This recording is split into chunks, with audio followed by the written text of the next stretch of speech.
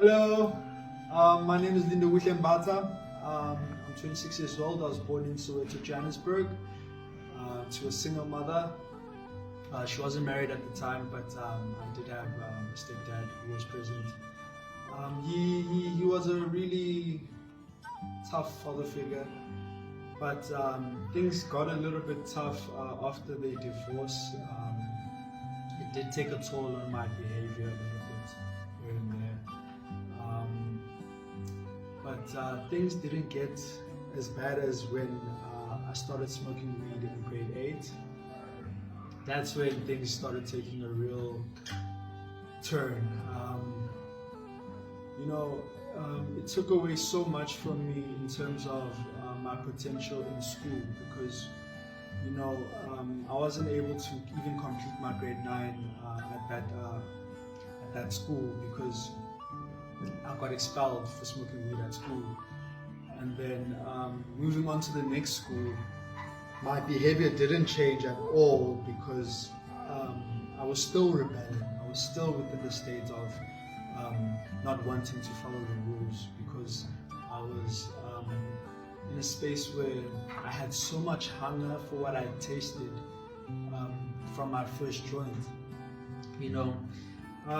Speeding things up, having been expelled from that school also, I found myself in college at the age of 17 after finishing my grade 9. This is when now I had my first taste of hard drugs. I remember, I'll never forget my first taste of codeine. Having to take a taxi home half asleep. I'm surprised I even made it home. I don't know how I made it home. And then also my first hit of cat. I grew up being a very curious kid, likes experimenting and exploring things. But now growing up, that grew into me wanting to experience and explore drugs, which took a different turn, which also hit my life in a very bad way. It brought so much darkness to my life that I didn't even recognize until I wanted to get out. I remember around the age of 21, I was just partying too hard.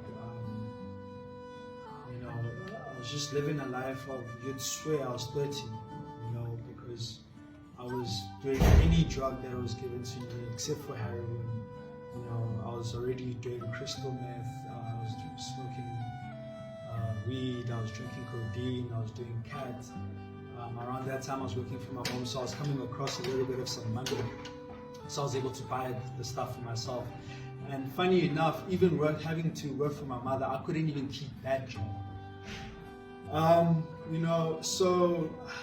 It really got dark, and one day I stole 3,000 Rand from my mother, and luckily, and I say this because this is one of the things that shed light in my life. Luckily, I got caught.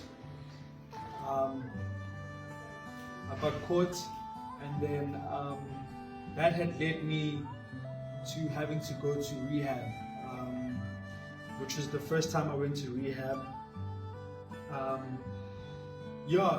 That really saved my life because at that point I was just going through a slippery slope. I then went to rehab. This is around the age of 23. I came back, within recovery. I tried to stay clean and everything, but I wasn't really working my program the way I should be working my program.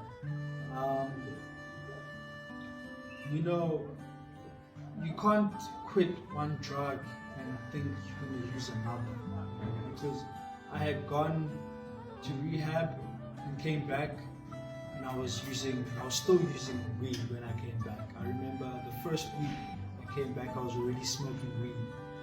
And that's what led me to going back to rehab for the second time, because if I had stopped using every substance, then I would have been in a place where I am more recovered and I'm working my program. You know, I remember even attending NA meetings with codeine in my cool drink, you know, thinking that I'm fooling, you know, the NA members. Which at that point, the only person I was fooling was myself, you know, which is kind of sad when I look at it now. But, you know, going through all of that, I wouldn't change it for the world. Today, I'm in a space where I fully understand how to work my program.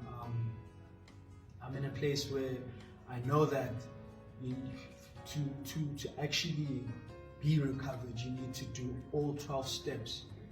You know, you can't do one and leave the other and expect to have successful results. You know, every person that does relapse is because they had tried to find a loophole within the program, which I had tried to do, and this is the reason why I attended rehab for the second time. But I've never felt any better than I do right now. You know, I just want to be an inspiration to someone who was 17. You know, the 17-year-old that I was. I want to be an inspiration to that person because I didn't have someone like me at that age to tell me all the things that I would have liked to know at that age.